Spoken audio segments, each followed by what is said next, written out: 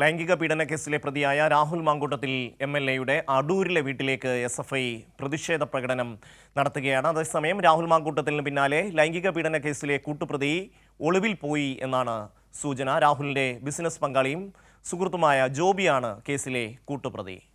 Suju T Babu ചേരുകയാണ് പത്തനംതിട്ടയിൽ നിന്ന്. സുജു,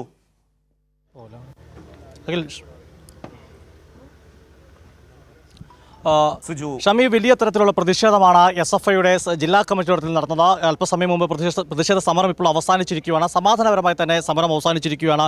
ഇപ്പോൾ SFIയുടെ സംസ്ഥാന വൈസ് പ്രസിഡന്റ് KS അമലോട് ചേരുകയാണ്. അമൽ, നിങ്ങൾ എന്തുകൊണ്ടാണ് ഇത്തരം മാർച്ച് വളരെ പൊടുന്നനെ എടുക്കാൻ കാരണം? ഇത് കേരളത്തിനകത്ത് ആകമാനം അപമാനമായിരിക്കുന്ന, കേരളത്തിലെ സാധാരണപ്പെട്ട പെൺകുട്ടികളുടെ അടക്കം ജീവിതം വലിയ അപകടത്തിലാക്കുന്ന ഒരു സാമൂഹ്യ വിരുദ്ധനെ സംരക്ഷിച്ചുകൊണ്ട് പോകുന്ന ചിലരുടെ നിലപാടിനെതിരെയാണ്. ഇപ്പോൾ ഇന്നലെ ഒരു വാർത്ത പുറത്തു വരികയാണ്. അദ്ദേഹം നടത്തിയ ലൈംഗിക വൈകൃതങ്ങളുടെ ഏറ്റവും അപകടകരമായ ഒരു ലക്ഷണം. ഇത്തരമുള്ള ആളുകൾ ഒരു പേ പിടിച്ച ആളുകളെ പോലെ തെരുവിലേക്ക് ഇറങ്ങുന്നത് കേരളത്തിന് തന്നെ അപകടമാണ്, കേരളത്തിന് പൊതുമനസാക്ഷിക്കുന്ന അപകടമാണ്. ഇത്തരമുള്ള ആളുകൾ ഒരു ഘട്ടത്തിൽ സംരക്ഷിക്കാനോ അവർക്ക് വേണ്ടി ആരെങ്കിലും സംരക്ഷണ വലയം തീർക്കുന്നുണ്ടെങ്കിൽ അത് അനുവദിക്കാനോ കേരളത്തിലെ വിദ്യാർത്ഥി സമൂഹം അനുവദിക്കില്ല. ആ കടമയാണ് ഞങ്ങളുടേത്. ഇത്തരമുള്ള ആളുകളെ കേരളത്തിൻ്റെ തെരുവുകളിൽ നിന്നും മായ്ക്കുക, ഇവരെ തിരിച്ച് ഇറങ്ങാൻ പറ്റാത്ത വണ്ണം മായ്ച്ചു കളയുക എന്നുള്ള തരത്തിലേക്കാണ് ഞങ്ങളുടെ രാഷ്ട്രീയം. ആ രാഷ്ട്രീയം ഞങ്ങൾ പാലിക്കും. തീർച്ചയായിട്ടും വലിയ പ്രതിഷേധമായിരുന്നു അടൂരിൽ SFI നടത്തിയത്.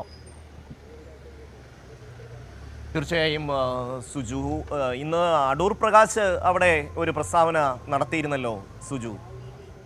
CPIM കണ്ടെത്തിയ ഇരയാണ് ഈ രീതിയിൽ പരാതി നൽകുന്നത് എന്നൊക്കെ പറഞ്ഞ് എത്രമാത്രം വൈകൃതത്തോടു കൂടിയാണ് അദ്ദേഹത്തെ പോലുള്ള ഒരു മുതിർന്ന നേതാവ് ഈ കാര്യങ്ങളെ കാണുന്നത്. തെരഞ്ഞെടുപ്പിന് വേണ്ടി മാത്രം ഉണ്ടാക്കിയ ഒരു സംഭവമാണ് എന്ന മട്ടിൽ ലഘൂകരിക്കുകയാണ് അടൂർ പ്രകാശിനെ പോലെ ഒരാൾ. അതായത് രാഹുൽ മാങ്കൂട്ടത്തിന് എല്ലാ പിന്തുണയും നൽകുകയാണ്. ഇനിയും ഇത് തന്നെ തുടർന്നോളൂ മകനെ എന്ന് തോളിൽ തട്ടി ആശംസിക്കുകയാണ് അടൂർ പ്രകാശ്. സുജു, അടൂർ പ്രകാശ് അതിജീവിതയെ അപമാനിക്കുന്ന തരത്തിലുള്ള പരാമർശങ്ങളാണ് നടത്തിയത്. അതായത് CPM-ന് എക്കാലവും ഇരകളെ കിട്ടും എന്ന തരത്തിൽ മറ്റ് ചില പീഡന കേസിനെയൊക്കെ മുന വെച്ചുകൊണ്ടാണ് അടൂർ പ്രകാശ് അത്തരം ഒരു പരാമർശം നടത്തിയത്. എന്തായാലും അടൂർ പ്രകാശ് നമ്മൾ ആവർത്തി ചോദിച്ചിരുന്നു, ഇത്തരം പരാമർശങ്ങൾ ശരിയാണെന്ന് ചോദിക്കുമ്പോൾ ഞാൻ UDF കൺവീനർ എന്നതിൽ 100% ഉറപ്പിച്ചു പറയുന്നു എന്ന് അടൂർ പ്രകാശ് പ്രതികരിക്കുകയും ചെയ്തിരുന്നു. ഷമി, സുജുവാണ് വിവരങ്ങൾ നൽകിയത്.